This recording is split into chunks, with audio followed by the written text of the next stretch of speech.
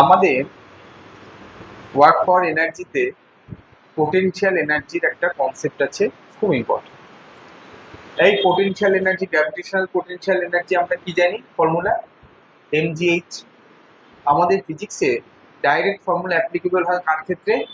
Point মাসের ক্ষেত্রে, point অবজেক্টের ক্ষেত্রে।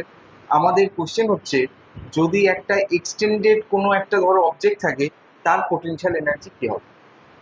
আমরা একটা স্পেসিফিক কেস দেখব যেটা পোটেনশিয়াল ডিটারমাইন করব, এবং ভেরি ইম্পর্টেন্ট একটা কেস দেখো। ধরো একটা হচ্ছে এইরকম হেমিস্ফেরিক্যাল সলিড সারফেস আছে। এইবার এইখানে একটা চেন আছে, মেটালিক চেন। এইটা একটা মেটালিক চেন আছে।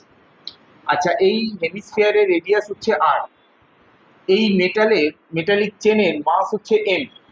কোশ্চেন হচ্ছে যে এর পোটেনশিয়াল এনার্জি কত? Potential energy of chain. এবার বলো, এটা কি পয়েন্ট মাস না এক্সটেন্ডেড মাস? এক্সটেন্ডেড মাসের ক্ষেত্রে কি করব? একটা এলিমেন্টাল সেকশন আমরা কনসিডার করব, যাকে আমরা ডিএম বলবো। ডিএম, টোটাল মাস যদি এম হয়, তাহলে ডিএম হচ্ছে এলিমেন্টাল মাস। এইবার এই সেন্টার থেকে এই অবধি ডিস্টেন্সটা আমরা মেজার করব, এটাকে ডি থিটা বলবো। কেন? ডিএম মাসটা যে লেন্থে আছে সেটা হচ্ছে থিটা নয়, ডি থিটা। এইখান থেকে এই অ্যাঙ্গেলটাকে থিটা ধরবো। কেন? এইখান থেকে ডি থিটার ডিস্টেন্স হচ্ছে, যেহেতু অ্যাঙ্গুলার ডিসপ্লেসমেন্ট, সেই জন্য থিটা লিখলাম। ওকে, তাহলে এইবার দেখো, এই যে আর্কের লেন্থ, এইটাকে আমরা কি জানি? Arc S is equals to R theta. তাহলে এইখানে এই লেন্থটা হচ্ছে আর, বা এটা হচ্ছে আর। তাহলে এই লেন্থটা কি হবে? আর থিটা না আর ডি থিটা? তাহলে এটা হচ্ছে আর ডি থিটা। এবার দেখো পুরো মাসটা কত? এম। আমার এই যে যদি পুরো হেমিস্ফিয়ারের লেন্থটাকে কনসিডার করি, তাহলে সেটার লেন্থ কত? একটা সার্কেলের টোটাল লেন্থ কত হয়? সার্কামফারেন্স 2 পাই আর। তাহলে তার হাফ হলে কত হয়? পাই আর। এটা কি তার হাফ, বা একটা সার্কেলের 1/4? তাহলে 2 পাই আর/4, মানে পাই আর/2। তাহলে আমরা বলতে পারি যে পাই আর ডিভাইডেড বাই 2, এই লেন্থের মাস হচ্ছে এম। এই ইউনিট লেন্থের মাস হচ্ছে M by pi R divided by 2। Divided by 2টা উপরে চলে গেল। আর আমার এই লেন্থটা কত? R D theta. তাহলে আর ডি থিটা লেন্থের মাস কত? M into 2 divided by pi into R D theta. আর আর ক্যান্সেল আউট হয়ে গেল, তাহলে 2m D theta divided by pi. তাহলে এই লেন্থের যে মাস, সেটা তো ডিএম। তাহলে এইটাকে আমরা ডিএম বলতে পারি। এবার দেখো এই ডিএম মাসটার লেন্থ, হাইট কত এই সারফেস থেকে? এইটা, এইটা যদি আর হয়, এটা যদি থিটা হয়, তাহলে এই হাইটটাকে আমরা কি লিখবো? আর কস থিটা না আর সাইন থিটা? আর সাইন থিটা। একটা রাইট অ্যাঙ্গেল ট্রায়াঙ্গেল আছে, এই অ্যাঙ্গেলটা থিটা। তাহলে এইটা এই থিটার সাথে অ্যাটাচ আছে, যেটা সেটা হচ্ছে কস হয়। এটা যদি আর হয়, this is R cos theta, and this is R sine theta.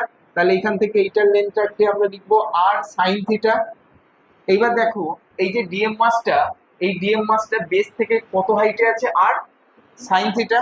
তাহলে আমরা পোটেনশিয়াল এনার্জি মানে আমরা কি জানি? mgh।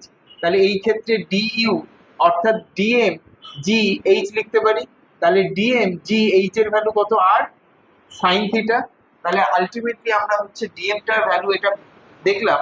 আর আমরা এটা পোটেনশিয়াল এনার্জি যদি ডিইউ লিখি, তাহলে ডিএম জি এইচ এর ভ্যালু কত লিখবো? আর সাইন থিটা। তাহলে এটা ডিউ। এই যদি টোটাল পোটেনশিয়াল এনার্জি করি, ইন্টিগ্রেশন করতে হবে, তাই তো?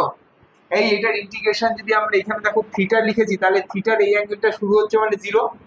এই অ্যাঙ্গেলটা থিটা কত? 90 ডিগ্রি না 180 ডিগ্রি? 90 মানে কত? পাই/2 থিটা। এটা হচ্ছে থিটার লিমিট বসাচ্ছি, 0 থেকে শুরু হচ্ছে, এই অবধি কত? 90 মানে পাই/2। তাহলে এটা 0 থেকে এটা হচ্ছে গিয়ে পাই/2 হলো। তাহলে দেখো ডিএম এর ভ্যালুটা আমরা এখান থেকে এখানে পুট করছি। তাহলে 2m D theta divided by pi লিখলাম, ডিএম এর ভ্যালু জি, আর এর সাইন থিটা লিখলাম। ইন্টিগ্রেশন 0 থেকে আমরা পাই/2 লিখলাম। তাহলে এখানে দেখো এটা হচ্ছে কি আলটিমেটলি আমাদের এই সাইন থিটা আর ডি থিটা বাদে বাকি সব কনস্ট্যান্ট। তাহলে এখানটা আমরা যদি লিখি, তাহলে 2m G R divided by pi. Sine থিটার ইন্টিগ্রেশন কি বলো?